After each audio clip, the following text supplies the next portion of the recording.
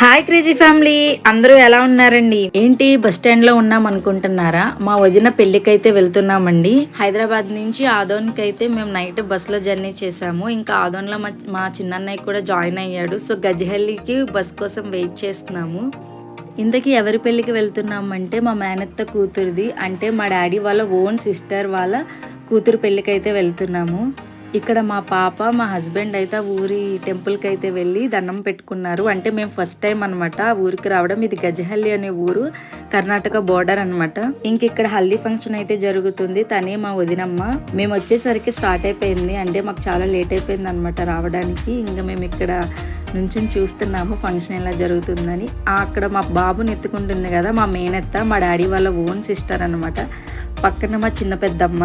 మా చిన్నోడు అస్సలు ఉండడంట, ఎలా చూస్తున్నాడో వచ్చేస్తాడంట. ఇంకా మా పెద్దమ్మలు, మా అన్నయ్యలు, మా వదినలు వాళ్ళందరూ అక్కడే ఉన్నారు.